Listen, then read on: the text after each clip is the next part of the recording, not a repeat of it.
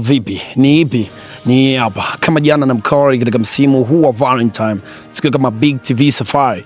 Leo tumekuja na swali moja kama gumzo, na sisi tumekuja kukujuza swali la kwambia usituambie, ametuambia tusikwambie, na sisi tunakujuza. Sema nini?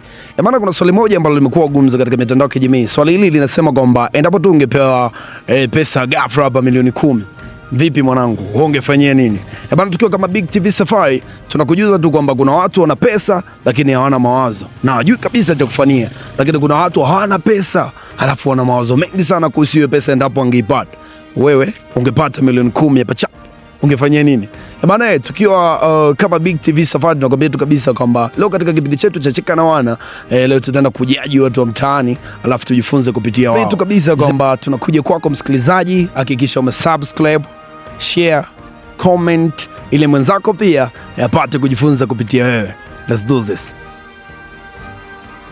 Bana, naona kuna kaka mkubwa hapa kapoa. Sasa tutamfuata taratibu ili mradi pia tupate kupiga story. Sisi tunaitwa Big TV Safari na leo tulikuwa tunazunguka mtaa kwa mtaa tukiwa na swali letu moja. Kwanza, mambo vipi? Kama kaa uko poa? Naona umepoa, unakula kijua fulani hivi cha mwezi wa pili. Bana, katika msimu huu wa Valentine tumekuwa na kiswali kimoja, lakini kabla yote mimi napenda tujuane kwa majina. Unaitwa nani kaka mkubwa? Naitwa Benson. Unaishi wapi? Hapo Maporomoko. Bana, kuna swali moja bana niko nalo, si ungependa pia tuseme mawazo kile? Karibu. Okay. Kuna swali moja limekuwa likitrend sana kwenye mitandao ya kijamii, linasema kwamba endapo ungepewa milioni 10, pashumu mimi hapa nina milioni 10 nakupatia. Sawa? Alafu nikakwambia kwenye milioni 10 ambayo nimekupatia nataka ufanyie kitu, ungefanyia kitu gani?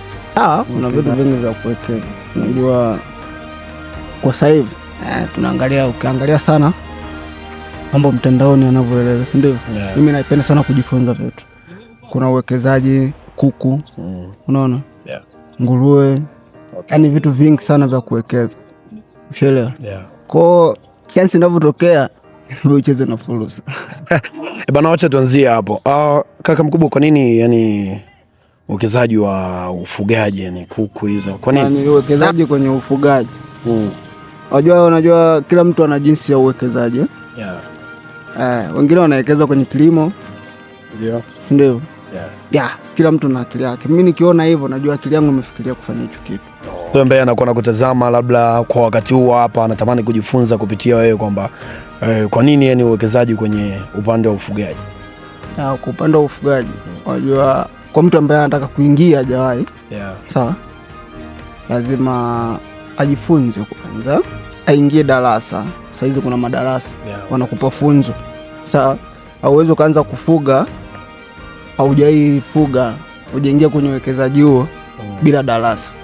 Ndio maana hata wewe ambaye hujai kulima au umewekeza kwenye ukulima, lazima ukutane na watu ambao wanajua kulima. Kwa hiyo ukitaka uingie kwenye ufugaji, pia kuwekeza kwenye ufugaji inabidi uingie darasa. Wakupe, kuna watu utakutana nao vile vile wanakupa ushauri. Kuna madarasa. Kwa mfano, kwa mtu ambaye anataka aingie kwenye ufugaji, sawa? Ndio maana kuna ule ufugaji wa muda mfupi. Kuku wao wanaita nini? Broiler.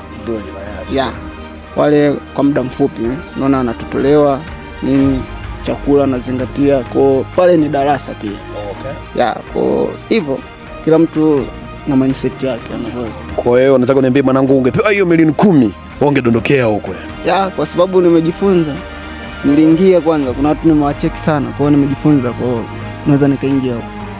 Bana, sijajua wazo lako linaweza likawaje. Hii inaitwa Big TV Safari. Jina langu naitwa MTMO Kani, aliyeko nyuma kamera anaitwa Kashi Pro. Bana, tunakwambia tu kabisa kama mlivyomsikia mshikaji amekwambia angepewa hiyo milioni 10, basi uwekezaji wake angeweka kwenye upande wa ufugaji, yani kuku. Bana, sijui wewe ungepewa hiyo milioni 10 ungefanyia kitu gani? Dondosha comment yako, lakini hakikisha umesubscribe, umeshare, alafu mambo yanakuwa bam bam.